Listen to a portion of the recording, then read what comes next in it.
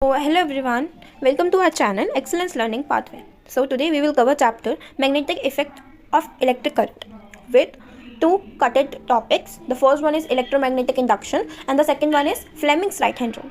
So let's start. सबसे पहले हम देखेंगे कि magnetic field and it's representation कैसी होती है, ये टॉपिक, ठीक है। जो हमारी मैग्नेटिक फील्ड होती है एक ऐसा एरिया होता है अराउंड द मैग्नेट जहाँ पे फोर्स एक्ट कर रहा होता है। इसे हम ऐसे समझेंगे लाइक ये एक मैग्नेट है, ठीक है। इसके अराउंड जो फोर्स एक्ट हो रहा है इसे ही मैग्नेटिक फील्ड कहते हैं। यानी मैग्नेट के अराउंड जो भी फोर्स एक्ट हो रहा है उसे हम कहते हैं मैग्नेटिक फील्ड। और मैग्नेटिक फील्ड ही क्या करती हैं, शो करती हैं डायरेक्शन ऑफ फील्ड्स को भी, ठीक है। अब जो मैग्नेटिक फील्ड्स होती हैं ना वो हमेशा क्या करती है, नॉर्थ टू साउथ जाती है आउटसाइड द मैग्नेट। इसे हम ऐसे समझ लेते हैं, ये हमारी एक मैग्नेट हो गई, हम ये वाला समझ रहे हैं, ये हमारी मैग्नेट हो गई, ये हमारा नॉर्थ पार्ट हो गया, ये हमारा साउथ पार्ट हो गया। अब मैग्नेटिक जो फील्ड होंगी वो हमेशा मैग्नेट में आउटसाइड में कहाँ से जाएंगी, नॉर्थ टू साउथ जाएंगी। ऐसे ये जा रही होती हैं नॉर्थ टू साउथ आउटसाइड, ठीक है, नॉर्थ टू साउथ, ठीक है। कभी भी ये इंटरसेक्ट नहीं करती हैं, कभी भी इंटरसेक्ट नहीं करती हैं। और जितनी ज़्यादा हमारी जो मैग्नेटिक फील्ड है वो पास होंगी उतनी ही वो स्ट्रॉन्गर मैग्नेटिक फील्ड होंगी। अगर आपको एक ऐसा क्वेश्चन दे दिया जाए कि दो मैग्नेट्स है आपके पास, इसके अंदर एक मैग्नेटिक फील्ड तो ऐसी है और एक मैग्नेटिक फील्ड है ऐसी, तो इनमें से स्ट्रॉन्गर कौन सी होगी, तो हमें ये होगी सबसे स्ट्रॉन्गर, बिकॉज जितनी ज़्यादा मैग्नेटिक फील्ड क्लोजर होती है उतनी ज़्यादा ही वो स्ट्रॉन्ग होती है। I hope you understand this topic. आगे बढ़ते हैं, ओके। सेकेंड टॉपिक है हमारा magnetic field due to electric current. जो एक करंट कैरिंग कंडक्टर होता है वो जनरेट करता है एक मैग्नेटिक फील्ड अराउंड इट। समझ आया? देखो, एक करंट कैरिंग कंडक्टर, यानी अगर मैं बात करूँ ये हमारा एक कंडक्टर है करंट कैरिंग, इसके आसपास क्या जनरेट हो रही होंगी, मैग्नेटिक फील्ड जनरेट हो रही होंगी। हमेशा याद रखना है, एक करंट कैरिंग कंडक्टर के आसपास क्या जनरेट हो रही होती है, मैग्नेटिक फील्ड। अब इसी मैग्नेटिक फील्ड, इसी करंट को हमें करने के लिए क्या हमें पढ़ना होगा, राइट हैंड थंब रूल। क्या पढ़ना होगा, राइट हैंड थंब रूल। इसमें क्या होता है, if you hold a conductor in your right hand, आपने एक कंडक्टर है इसको पकड़ा अपने राइट हैंड में, ठीक है, विद योर थंब, ठीक है, आपका थंब ये है जो पॉइंट कर रहा है in the direction of current. ये क्या कर रहा है, डायरेक्शन ऑफ करंट को पॉइंट कर रहा है। और जो आपकी फिंगर कर्ल हो रही हैं, जो फिंगर आपकी कर्ल हो रही हैं अराउंड द कंडक्टर, वो क्या बता रही है आपको, डायरेक्शन ऑफ मैग्नेटिक फील्ड बता रही है, ठीक है। इसको आप ऐसे ईजी वे में समझेंगे। सो आपका जो वो होगा, ये मेरी कंडक्टर है, ये थंब है और अंदर की साइड मेरी जो फिंगर है वो कर्ल हो रही है। ये क्या होता है हमारा, ये किसको पॉइंट करता है, करंट को पॉइंट करता है। और जो हमारी जो फिंगर कर्ल होती है वो मैग्नेटिक फील्ड को पॉइंट आउट करती है, ठीक है। अब हमारी अगर अंदर की साइड कर्ल हो रही है और हमारा थंब क्या है, नॉर्थ में है, तो ये क्या है, इनवर्ट। क्या है, इनवर्ट। समझ आया? ऐसे आपको 3-4 क्वेश्चन की प्रैक्टिस करनी है, आप फिर इजीली इसे समझ जाएंगे, ओके। सो डायग्राम देखा जाए कि अगर आपको इलिस्ट्रेशन करना हो कि कैसे आपने एक राइट हैंड में होल्ड कर रखा है एक वायर को और आपका थंब क्या पॉइंट कर रहा है, डायरेक्शन ऑफ करंट को पॉइंट कर रहा है, ठीक है। और फिंगर क्या कर रही है, अराउंड द कंडक्टर क्या शो कर रही है, मैग्नेटिक फील्ड लाइंस को, ठीक है। सो अगर आपको बोला जाए state right hand thumb rule, तो आप इस वाली डेफिनेशन को लिख सकते हैं। बहुत ईजी एंड सिंपल डेफिनेशन है, मेरे साथ रिपीट करेंगे। इफ़ यू होल्ड, सिंपली समझेंगे, अगर हमने एक कंडक्टर को होल्ड कर रखा है अपने राइट हैंड में और जो थंब क्या कर रहा है, पॉइंट आउट कर रहा है हमारे करंट को, और जो हमारी फिंगर कर्ल हो रही हैं वो पॉइंट आउट कर रही हैं मैग्नेटिक फील्ड लाइंस को। अगर मैग्नेटिक फील्ड लाइंस अंदर की साइड कर्ल हो रही हैं तो इनवर्ड, एंड अगर वो मैग्नेटिक फील्ड लाइन आउटवर्ड हो रही है, मतलब बाहर की साइड जा रही है, तो ये क्या है, आउटवर्ड। समझ आया? ओके। अब मैग्नेटिक फील्ड लाइन में हमारे डिफरेंट टाइप ऑफ कंडक्टर होता है। पहले तो स्ट्रेट कंडक्टर होता है, जैसे मैंने आपको बताया ऐसे। तो इसमें क्या होता है, ये क्या होता है, फील्ड लाइंस क्या होती है इसके अंदर, कोसेंट्रिक बनती है। कोसेंट्रिक मतलब एक ही पॉइंट से सर्कल बनते जाते हैं। समझ आया? और सर्कुलर लूप्स होता है, इसमें भी सिमिलर होता है बार मैग्नेट की तरह। मोर लूप इंक्रीज मोर सिम। हमेशा याद रखेंगे कि जितने ज़्यादा करंट होगा उतनी ही मैग्नेटिक फील्ड लाइंस होंगी, ठीक है। और जितने ज़्यादा वो पास होंगी मैग्नेटिक फील्ड, उतना ही ज़्यादा वो स्ट्रॉन्ग मैग्नेटिक फील्ड होगा। समझ आया? 2 चीज़ें याद रखनी है माइंड में, जितना ज़्यादा करंट उतनी ज़्यादा मैग्नेटिक फील्ड, ठीक है। और जितनी क्लोज होंगी उतनी ही ज़्यादा मैग्नेटिक फील्ड क्या होंगी, स्ट्रॉन्ग होंगी। क्या होंगी, स्ट्रॉन्ग होंगी। समझ आ गया? इजी। अब सोलोनॉइड क्या है? सोलोनॉइड बेसिकली एक कॉइल होता है, कॉइल ऑफ वायर होता है जो प्रोड्यूस क्या होता है, प्रोड्यूस करता है a uniform magnetic field around a like a bar magnet. ये भी जैसे एक कॉइल की तरह होता है ऐसे करके। इसको इलेक्ट्रोमैग्नेटिक इंडक्शन में यूज़ करते हैं बेसिकली हम for find out uniform magnetic fields. ठीक है, आप डेफिनेशन सिंपल सिंपल लिखते हैं, इतना नहीं आता है, बस इतना याद रखेंगे कि सोलोनॉइड में आपको 3 चीज़ें याद रखनी है कि जितने नंबर ऑफ टर्न्स होंगे उतनी ही हमारी मैग्नेटिक फील्ड क्या होगी, ज़्यादा होगी। और पहला तो हो गया नंबर ऑफ टर्न्स।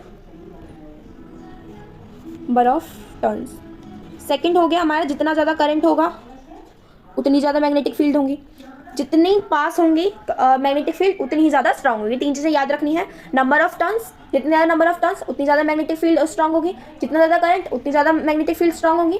थर्ड, जितनी ज़्यादा आपको वो होगा क्लोज होगी मैग्नेटिक फील्ड उतनी ही ज़्यादा वो स्ट्रांग होगी। ठीक है, अब नेक्स्ट कर लेते हैं। अब करते हैं फोर्थ टॉपिक जो हमारा है। फोर्थ टॉपिक है force on A current carrying conductor in a magnetic field when placed in a magnetic field. देखो, सबसे पहले हमें इसमें पढ़ना है कि जब भी हम किसी भी कंडक्टर को मैग्नेटिक फील्ड के अराउंड कर देते हैं, रखते हैं, तो एक फोर्स वो एक्सपीरियंस करता है। ठीक है, उसी फोर्स को निकालने के लिए हम यूज़ करते हैं left hand, Fleming's left hand rule. ठीक है, इसके अंदर क्या होता है, थंब क्या करता है, डायरेक्शन ऑफ फोर्स को करता है रिप्रेजेंट, जिसे हम मोशन भी कहते हैं। 4 फिंगर जो हमारी होती है वो मैग्नेटिक फील्ड को रिप्रेजेंट करती है और मिडल फिंगर क्या करते हैं, करंट को रिप्रेजेंट करती है। ठीक है, अगर हम देखें इसका डायग्राम, ये हमारा मोशन, डायरेक्शन ऑफ फोर्स, ये हमारा मैग्नेटिक फील्ड और ये हमारी करंट। समझ आया? इसमें लेफ्ट हैंड क्या करता है with thumb, 4 finger, middle finger at 90 degree. समझ आ गया? आपको थंब रखना है और ये ऐसे परपेंडिकुलर होना चाहिए और ये ऐसे होना चाहिए। समझ आ गया? ये हमारा मदर, आप ऐसे याद रखेंगे, थंब मदर, ये फादर, ये चाइल्ड। मदर से यानी मोशन, एफ से यानी मैग्नेटिक फील्ड, सी से यानी करंट। समझ आ गया? इजी।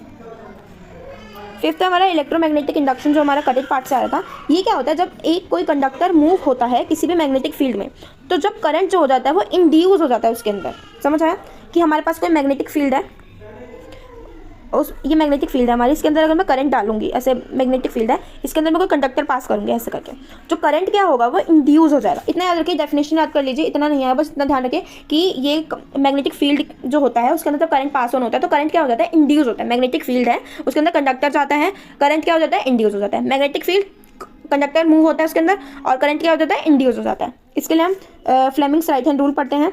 इसके अंदर कुछ नहीं होता है, सेम ही होता है कि थंब जो रिप्रेजेंट करता है मोशन ऑफ द करंट, और 4 फिंगर करते हैं मैग्नेटिक फील्ड और मिडल फिंगर करते हैं इंड्यूस करंट। जैसे हमने इसमें देखा था, थंब ये हो गई 4 फिंगर और इसके परपेंडिकुलर ऐसे रख देंगे, मदर फादर चाइल्ड। इसमें मदर फादर चाइल्ड, इसमें फादर मदर चाइल्ड। फादर मतलब मोशन, मदर मतलब मोशन जो हमारे थंब होता है, 4 फिंगर हमारी मैग्नेटिक फील्ड और मिडल फिंगर हमारी इंड्यूस करंट को रिप्रेजेंट करता है। समझ आ गया? सेम है। अब डोमेस्टिक इलेक्ट्रिक सर्किट है, जैसे लाइव वायर होती है, न्यूट्रल वायर होती है और अर्थ वायर होती है। लाइव वायर जो रेड कलर की होती है, आप इसको हटा दीजिए, सिर्फ इतना याद रखिए, लाइव वायर रेड कलर की होती है जो कैरी करती है हमारे करंट को। न्यूट्रल वायर ब्लैक कलर की होती है जो कंप्लीट करते हैं सर्किट को, इसमें कोई भी करंट नहीं होता है।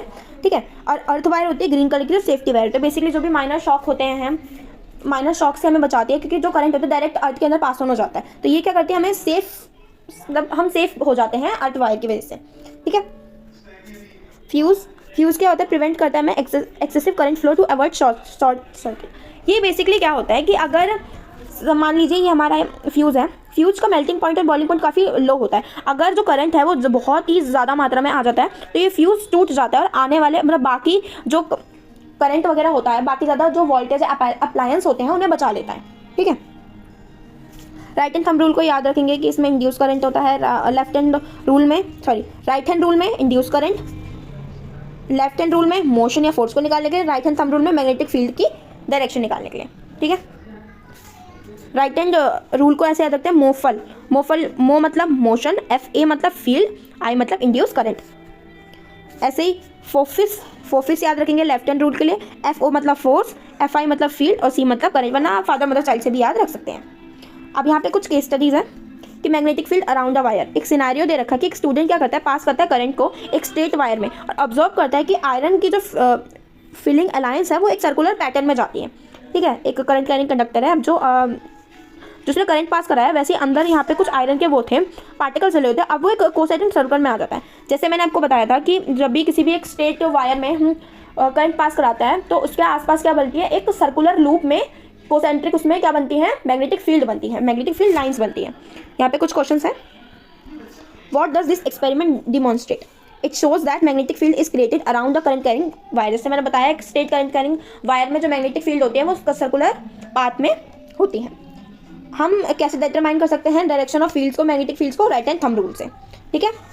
How can the strength of the field be increase? By increasing the current और यूजिंग अ कॉइल। जैसे मैंने बताया जितना ज़्यादा करंट, अब इसमें पूछा कि हम कैसे स्ट्रेंथ बढ़ा सकते हैं मैग्नेटिक फील्ड की। मैग्नेटिक फील्ड की स्ट्रेंथ हम तीन ही तरीके से बढ़ा सकते हैं। द फर्स्ट वन इज, अगर वो सोलेनॉइड है तो नंबर ऑफ टर्न्स हम अगर ज़्यादा कर दें कॉइल की हेल्प से, ठीक है। सेकेंड, या तो हम जो मैग्नेटिक फील्ड लाइन्स हैं उनको पास कर दें, ठीक है। थर्ड, जो हमारा करंट है उसे बढ़ाते हैं तो हमारे मैग्नेटिक फील्ड क्या हो जाएंगे, इंक्रीज हो जाएंगे। पहली केस बेस स्टडी मैंने करवा दी है यहाँ पे। Case study 2, working on a electric generator. एक विंड टरबाइन है जो कन्वर्ट करता है विंड एनर्जी को इलेक्ट्रिकल एनर्जी में, यूज़ करता है उसे इलेक्ट्रोमैग्नेटिक इंडक्शन में। Which principle does the generator works on? किस प्रिंसिपल पे काम कर रहे हैं, इलेक्ट्रोमैग्नेटिक इंडक्शन पे। हम कैसे इंड्यूस करंट को निकाल सकते हैं? इंड्यूस करंट हमेशा आ जाए तो दिमाग में ये रहना है, induce current is equal to Fleming's right hand rule. समझ आ गया? Third one is, what is the role of magnetic field in the process? इसमें क्या काम है मैग्नेटिक फील्ड का? ये इंटरेक्ट करवाती है moving conductor to induce current. जैसे मैंने बताया था कंडक्टर है, कंडक्टर जाता है मैग्नेटिक फील्ड लाइंस में और इससे क्या बनती है, प्रोड्यूस होती है इंड्यूस करंट। समझ आया? I hope you like this video. If you have any doubt regarding this chapter और any topic you can ask from us in the comment section. We will try to solve your query, and I hope you like this video. Please like, share, subscribe our channel. Thank you. Bye bye.